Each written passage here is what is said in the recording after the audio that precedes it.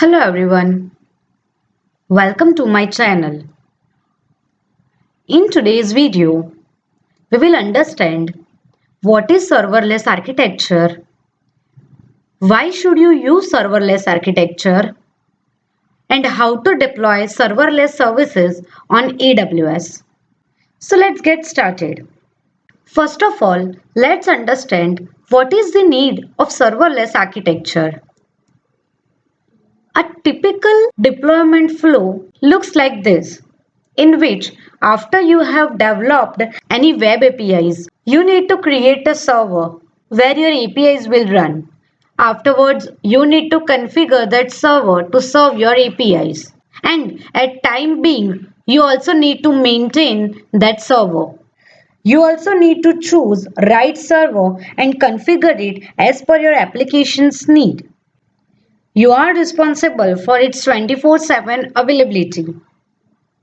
You need to make sure that your server is secure and threat-free.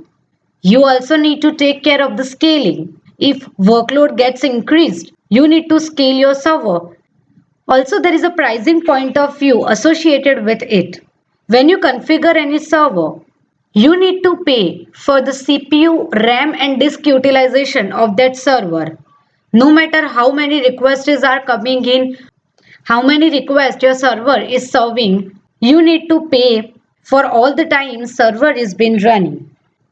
Now, to overcome all these hurdles, serverless comes in a picture.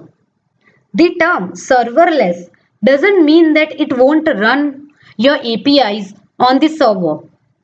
It means that you won't need to worry about where your server is located, what's its configuration, how do we scale it, how is it going to perform 24/7 availability. You just need to deploy your code on serverless environment and the cloud provider will take care of all the backend operations, all the server configurations that are needed. So now as we have understood what is serverless architecture, let's go ahead and understand why do you need serverless architecture. The first scenario is developers or small companies mainly use serverless architecture. The reason behind it is you don't generally have infrastructure team that takes care of the deployment and server part.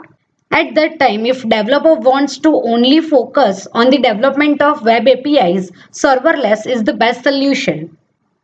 With serverless architecture, you don't need to worry about scaling of the applications.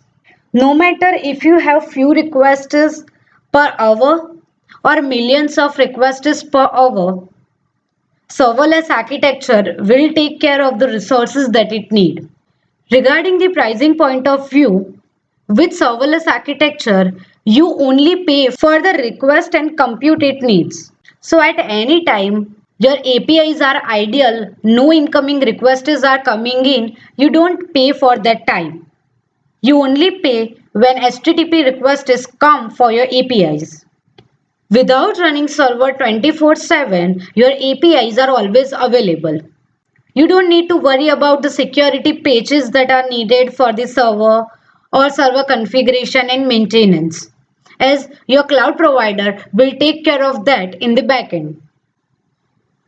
Now, as we have understood why serverless architecture is required, if you need to use serverless architecture, what should you take care of while designing your code? There are only two things that you need to take care of additionally. First is make sure your application code is stateless because as and when required, new containers will spin up to serve your requests which are coming in. That means those containers are going to be destroyed when requests are served and no more requests are coming in. So there won't be any persistent data on those containers. So make sure the API that you are designing are serverless. Second thing is following the microservice architecture. As we have already discussed, whenever request comes in, it will spin up the container and serves the response. In this case, if you have monolithic architecture, all of your API code is going to be loaded and then served. If you use microservice architecture, only required services will spin up. which is less time consuming while starting up. Also, it takes less computing power. That saves cost. So this is not a mandatory requirement. Let's see what AWS services are available for serverless deployment of web APIs, front-end, database, etc. Here are few of the AWS services. First two, AWS Lambda and Amazon Fargate are mostly for your backend API workloads. You can install your backend API code in any of these two services, attach API gateway ahead of it, and your HTTP or REST APIs are ready to serve.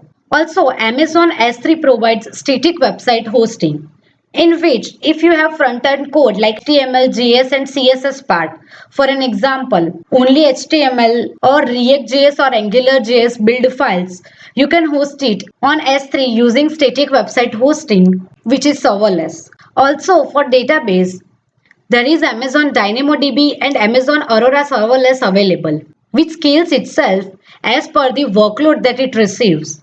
This is it for serverless. I hope you understood what is serverless architecture and how it can be useful to you. If you like this video, please like, comment, share and subscribe to my channel. Thank you for watching this video.